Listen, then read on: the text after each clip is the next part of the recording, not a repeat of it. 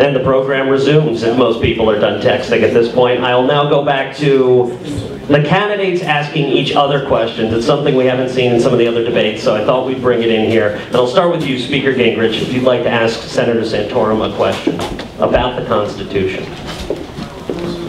Well, I want to go back to a point you made that, as you know, Twisted and I both wrote a book and did a movie called Rediscovering God in America that actually validates one of your deepest points, which is that a free society inherently requires a culture of virtue, because by definition you can never create laws that are effective for people who are lawless.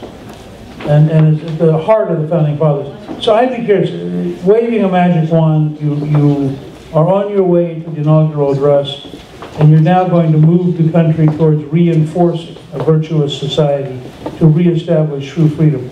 What are the kind of steps you would propose in that initial phase of the Santorum era? This is one that, again, I have to go back to sort of my own personal experiences as to how you establish virtue. And I don't know if you're familiar with with Os Guinness. He's a great author, and he talks about the iron triangle of, or excuse me, the golden triangle of freedom and liberty. And he talks about that freedom requires virtue. Virtue requires faith. Faith requires freedom. And so if you get back to that founding ideal that this is not something that government can change. We go back to the point we made earlier that politics is downstream from culture. So what we're really talking about is a foundational change. I was at a Baptist church in Marshalltown, Iowa, and I walked into to this conclave of pastors, and the pastor was up there preaching revival. That America needs a revival. And in many respects, that's true. America needs a revival of the principles that made America the greatest country in the history of the world. And a lot of it is not going to be the President of the United States as a legislator or an executive or someone who is trying to move bills through Congress and through executive orders. A lot of it is going to be in many respects, what Reagan was able to do, which is paint that picture of what America is supposed to be. And talk about going back to our founders and the concepts that America is a great country because we are different than every country in the history of the world, because we are a country that's founded on God-given rights in this Declaration of Independence. I love the Tea Party groups, and I love their adherence and their focus on the Constitution. But just like in this little pocket Constitution from Heritage, it doesn't have just the Constitution of the United States. It has the founding document, which is the Declaration, and that principle that rights come to us from God, and that with those rights come the responsibility to live our lives consistent with God's laws. And one of the words in the Declaration, it says, we have endowed by our Creator with life, liberty, and the pursuit of happiness. And a pastor in Sioux City informed me that the dictionary definition of happiness at the time of our founders, at least one of them, I looked it up and it's true, was to do the morally right thing, to pursue the morally right path.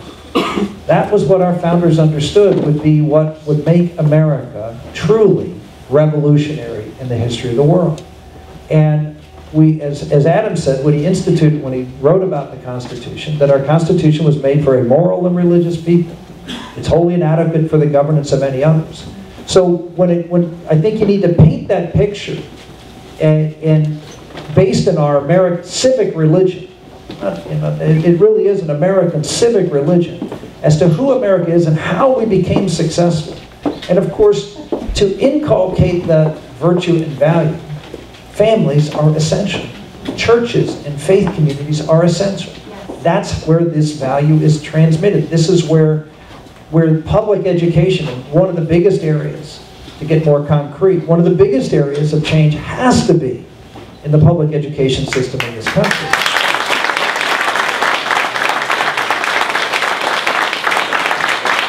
And just so those of you who might get nervous to think that I, like some previous Republican presidents, wants to be governor of the United States, I don't. I don't want to have the federal government come in and dictate how the education system should be run.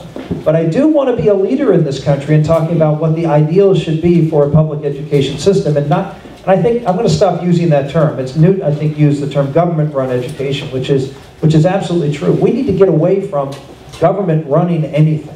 And we need to get back to making sure that who is at the heart of the education system is the customer of the education system. And I always ask people who the customer of the education system is, and I always and often get the wrong answer. I won't embarrass anybody here because you're on camera, but the customer of the education system is not the student, it's the parents. Two reasons. Number one, they pay for it, therefore they're the customer. But more important, whose responsibility is it to educate their children? It's the parents' responsibility. The government should be there to help parents do their job.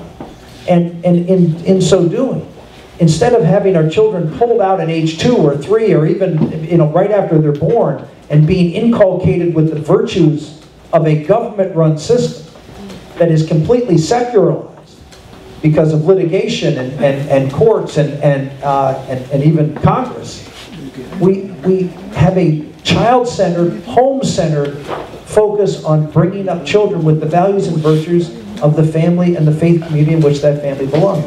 That is the first step in trying to transform America over the long term, in fighting the effects of a popular culture and an education system that is inculcating a very different set of values than our founders believed. All right, Senator Santorum, I'm going to ask a question maybe from the other way around, which is, one of the things that I get a lot of pushback because I talk about adherence to the Constitution, and then you hear, well, but you guys on the conservative side want to amend the heck out of the Constitution. You want to put in an amendment to on life. You want to put an amendment on marriage. You want to put an amendment to balance the budget. Why are conservatives not being conservatives in trying to amend the Constitution? So maybe you can help me. I answer that question, but I'd like to see what your answer is to that question that I get usually from folks who consider themselves conservative. Well, I think you have to start with the world as it currently is. You've had since 1958 a Supreme Court doctrine that the court can redefine America, and it is supreme over the president and the legislative branch. And so you've had 53 years of more and more radical judges imposing a more and more radical disintegration of American civilization as an act of judicial tyranny. And we are now in responsibility. If you go back and look at Roe versus Wade, it is an intellectually incomprehensible decision. I mean, you look at what their reasoning was at the time, science has eliminated every single thing that they said. And the truth was, they wanted to legalize abortion, and they made up a bunch of mumbo-jumbo to justify it. But in fact, had nothing to do with the Constitution of the United States. So you have to start and look at the world as it has evolved. Now, I think, and I try to outline this in the paper I just did at Duke.org on the Judicial Balance, I think the Congress, in fact, has a number of non-amendment routes that they have been too timid to use. I think it's, as an experiment, the 14th Amendment explicitly gives Congress the power to define personhood. And I think that it's worth exploring whether or not, in fact, simply passing a bill defining personhood as beginning of conception would enable you to, in fact, unravel Roe versus Wade without having to go through an amending process. Because you could also at that point say, since the Congress has given explicit authority to define personhood in the Constitution, you could also follow another part of the Constitution and say, and this bill cannot be appealed, which is explicitly in the Constitution. And in fact, in the original Jefferson Judicial Reform Act of 1802, they blocked the Supreme Court for 14 months from reviewing the law in order to ensure that they have abolished all of the courts before the court would be able to review it. They said you can't even look at this case for 14 months. So there's clear evidence Congress could do more than without having to go to some kind of amendment. The balanced budget problem is very simple. It's the breakdown of the political culture. Historically, for most of American history, you didn't have to worry about a balanced budget amendment because culturally it was so obvious you should balance the budget that politicians did what the culture told them to. And it was really helpful because it enabled them to say no to interest groups. You know, once you cross a watershed, and you can always run up the next $100 million in debt, you have no natural base to say no.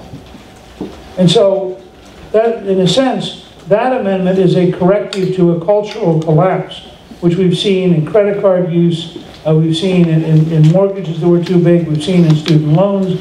I mean, we've become a country which thought you could borrow your way into the future and nobody would expect you to repay it. And the politicians in that sense have simply been one more part of the same culture. One last comment, which you triggered earlier, that I think people would find genuinely troubling if we had a national debate on this. In the Northwest Ordinance of 1787, excuse me, which is a governing document by which Ohio, Michigan, Indiana, Illinois, and part of Wisconsin became states. The founding fathers who wrote the following: religion, morality, and knowledge being important, it is vital that we have schools.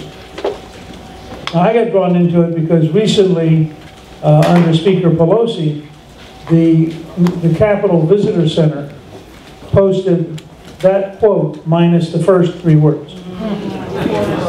So they took out religion, morality, and. But here's the point I'd raise to all of you. You go visit your local schools. You suggest to them, you know, the reason we need schools is religion, morality, and knowledge in that order. And you'll find virtually every teacher repudiates it. They're not going to teach morality, and they are terrified of the idea that they'll teach religion. Which is why, by the way, in the 19th century, in the early 19th century, the most common single textbook was the Bible.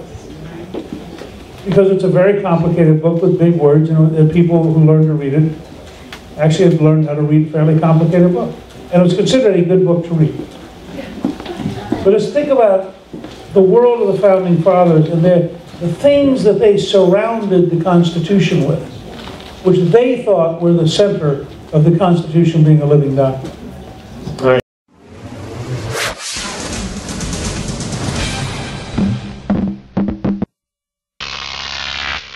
GrokTV.